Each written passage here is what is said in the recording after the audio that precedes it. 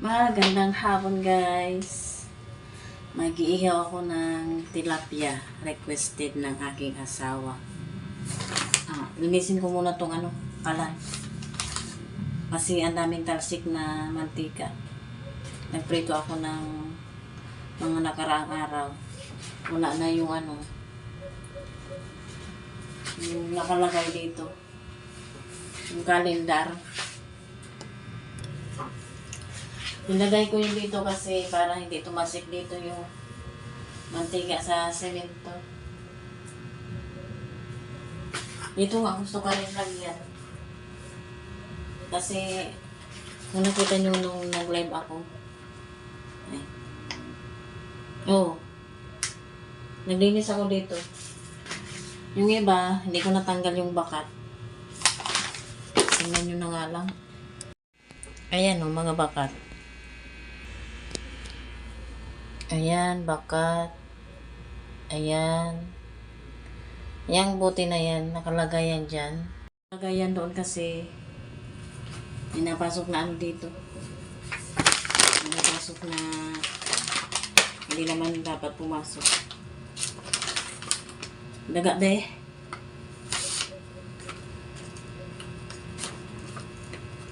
Napasok ang daga doon. Binubungkal nila yung drainage doon, yung sala, kaya may nakadaga na bote. Anyway, linisin ko muna yun. And yung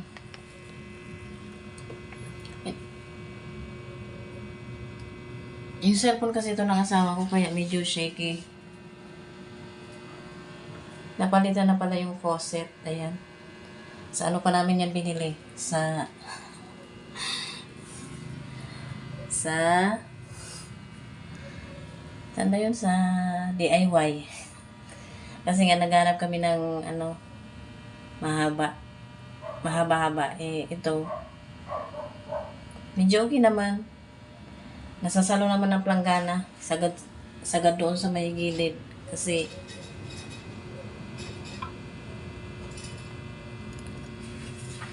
walang mahaba yung katulad ng yung dating nakalagay dyan. Pinalitan na yun kasi yung patak niya. Malakas na. Nagbibilang na ng meter. Linisin ko muna to ha.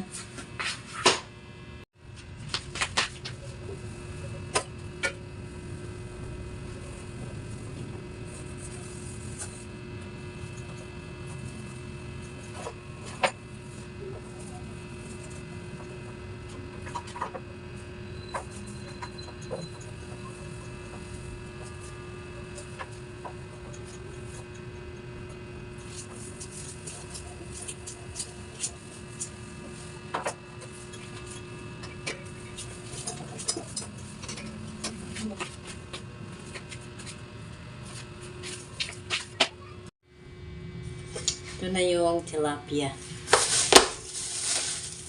Hindi ko naman ito guys nilagay sa freezer. Ano sa rin?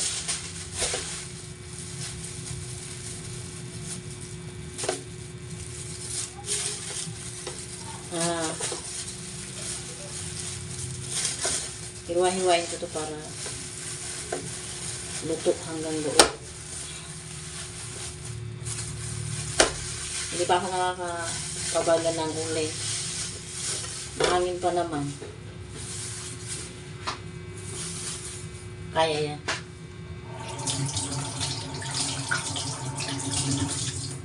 I-prepare ko muna to guys. Nalagyan ko na ng asin. Yan.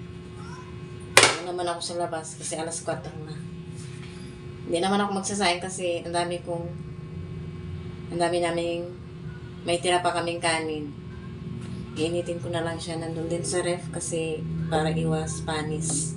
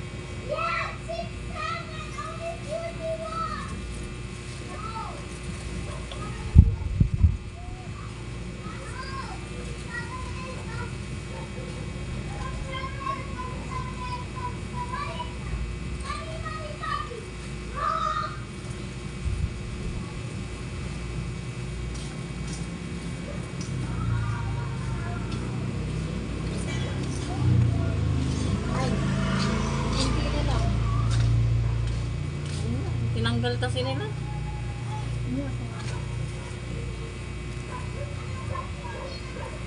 May ang daming nagiginabang dyan, wala. Linis kong linis. Minsan sinabi pa doon daw sa kanila, meron. Sisip-isip ko, pupunta pa doon, meron naman dito. Imbis na meron na eh, no? O Sa palalayuin kanila. pa.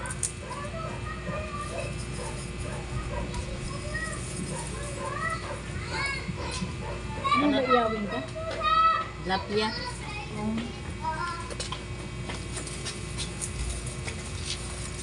Kaya mag-ano pa yan, mag-dahon. Hindi naman malisip ko. Kaya lang layo pa ng tagulan. Kapag tagulan ba yun, nag-ano? Mas maganda tagulan. Magsasamir na naman. Oo, ay. Higit palagi. Parang makasurvive yan. Sana. Dami na rin dito, pati kangkong.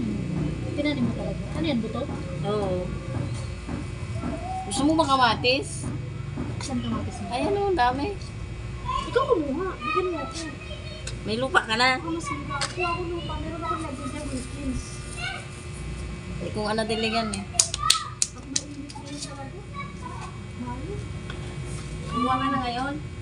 Hindi. Sige, pag ano na lang. Pag nag-mas na, pay-pay. Grabe ang buhok. Sobrang lakas ng hangin sa labas. Tapos na ako guys mag-ihaw. Sobrang sunog naman.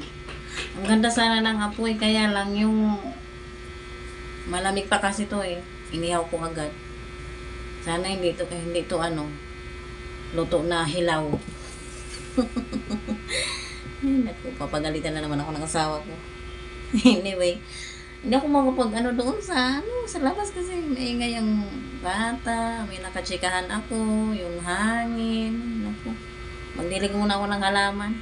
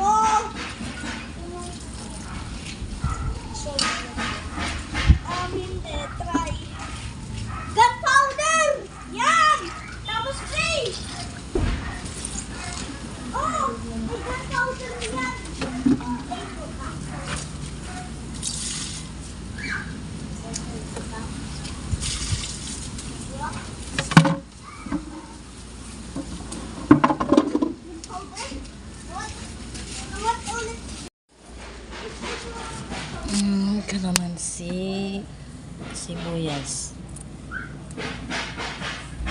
taba ng kamatis. May nabuhay na sila guys, oh. Yan. At ang cute na talong.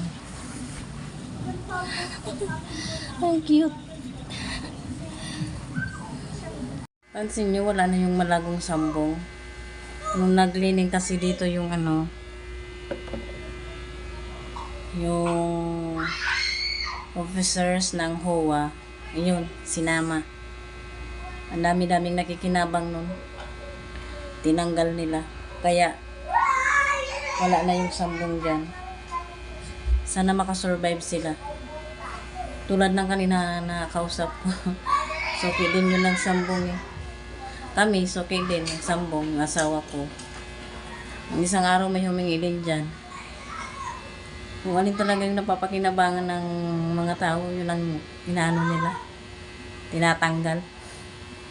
Ang cute ng talong, no? Yun lang guys ang aking video ngayon. Salamat sa inyong panonood. Ingat kayo lagi at piling laging masaya. Salamat!